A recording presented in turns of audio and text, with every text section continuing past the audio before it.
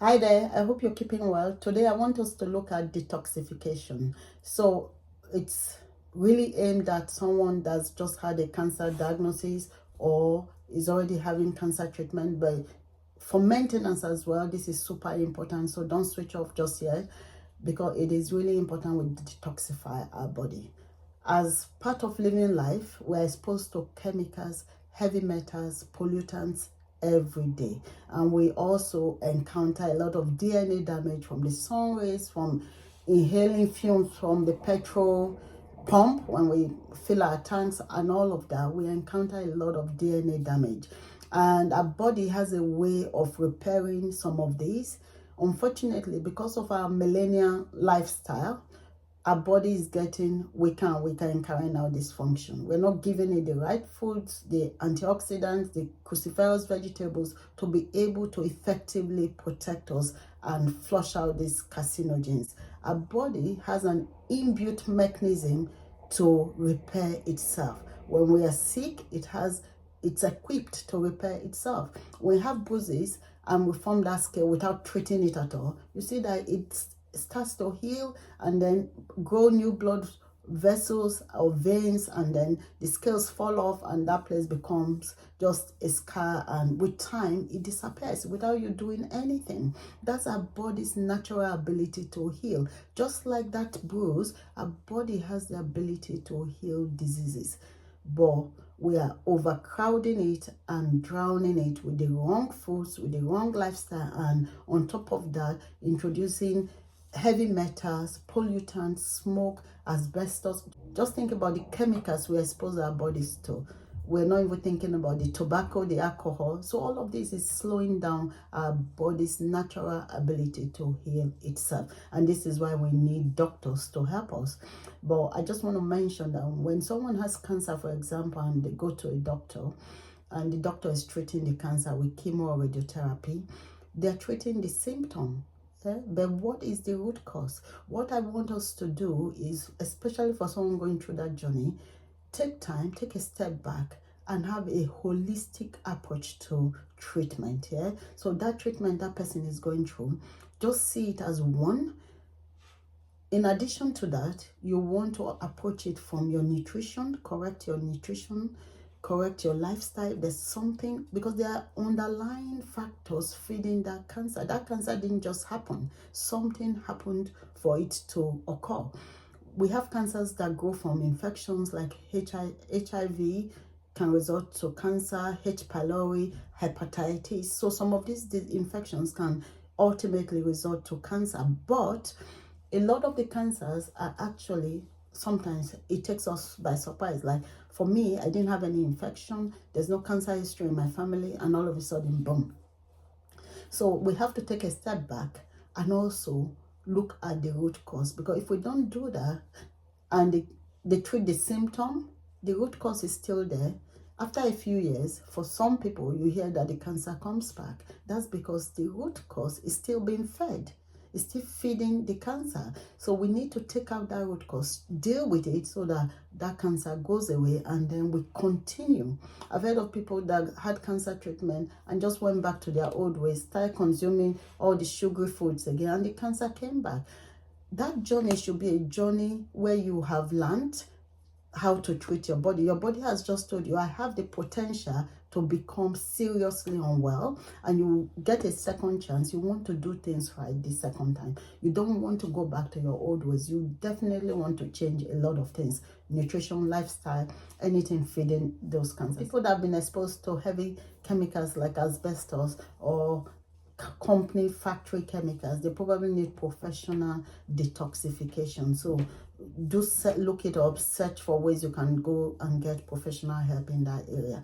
But for everyday life exposure, you hear of people moving to the seaside, moving to the country. That's to avoid the pollution of the cities. So if that's becoming a problem for some people, then consider that if it's affordable and something you can do, consider changing lifestyle, consider just changing nutrition and your choices of food, and all of that would go a long way to help improve the treatment the person is getting.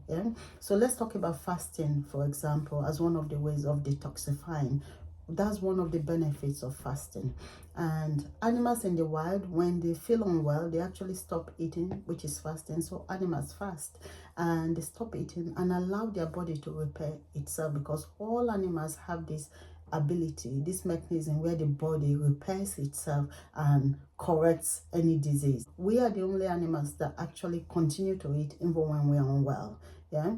And that's because we are now taking medication, and we're taking the medication because we are so unwell we can't do without the medication. But if we adopt the right nutrition in the first instance, we won't be so unwell that we are so sick that our body cannot repair it. Yeah, so it's like a vicious circle now. So I'm not saying don't get doctors attention when you're unwell. I'm just saying, but we've gone so far, we're now accumulating these big heavy diseases that don't have cure because we have adopted the wrong nutrition, lifestyle, the millennial lifestyle, the phones, the gadgets. All of that is impacting our health to the point that we need doctors to treat the symptom, will go away, and we end up with all this medication. By the way, a lot of this medication become toxic to our body as well. Chemo, it's a pollutant. Radiotherapy, a pollutant.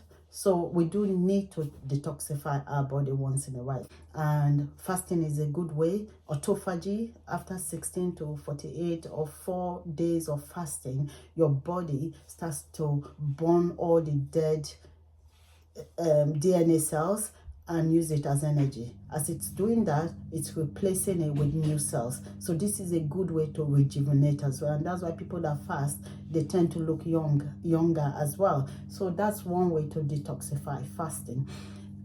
For me, when I was having treatment for stage 3 cancer, I fasted 3 days, water fast, before I started the treatment. What that meant was the cancer cells were weak.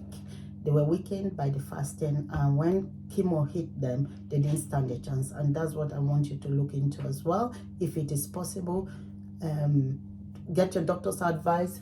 When I was having the chemo as well, the doctors frowned against me not having the cereal and all the hospital foods. I was intentional about what I was eating. I didn't leave it to the hospital. I would get my food from home, and there were specific herbs. I will also have my days of fasting because I'll be on admission for 1 week. It will be 1 week full chemo and 1 week out, going into the hospital daily for blood tests. My treatment was quite aggressive and intense, and the doctors would come in and say, Angela, you haven't had your breakfast. This is not good. Your organs will be damaged because this is aggressive chemo. But I knew the fruits, the watermelon, for example, that I will have, the lemon in water that I was having, and if I must, avocado later in the day. All of those were not only food but also fighting the cancer cells. So I was intentional about what I was eating. So check with your doctor, but I just followed my intuition from what the research I was doing. I followed my intuition and I did that in my situation. However, everybody's situation is different. I started with all my organs okay. I didn't have any organ damage before I had treatment, so that helped me maybe. So everybody is different, but this is, I'm just telling you what I did. Always seek medical advice. Yeah. And drinking a lot of water during chemo, again, is a way of detoxifying. This is super important because chemo and radiotherapy are poison, and that's why doctors tell you drink 1 liter of water. I was drinking 2 liters of water because I really wanted to get rid of those toxins in my body. It burnt all my body. I'm still recovering. Yeah. So it is very important to drink loads, and in your water, don't just drink plain water. Add lemon to it, add rosemary to it, add cloves to it, add all these herbs that also detoxify to your water. Drink on an empty stomach first. Give it an hour or 2 before you start to eat, at least. Those are ways you can detoxify. Also, going to sauna, your pores would expel toxins as well. When you steam your body, that's a good way.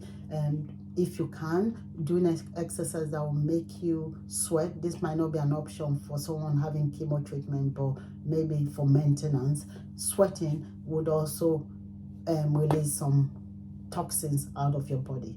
So these are just a few ways you can detoxify, but mostly have your smoothie, your green smoothies. Cruciferous vegetables are super for detoxification as well. So you can make smoothie of them, add some lemon in there, some turmeric, and have it, and you're doing your body super good stuff.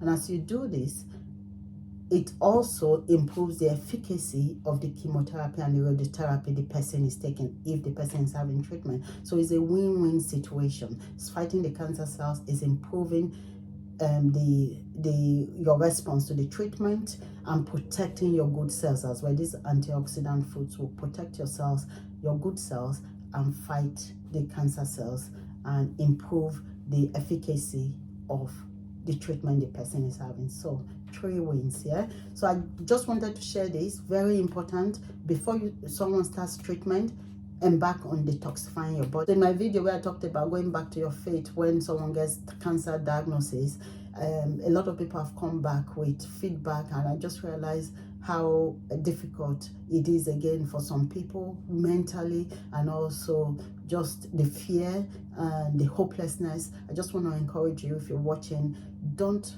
despair, don't be afraid, just be encouraged, knowing that you can beat this disease.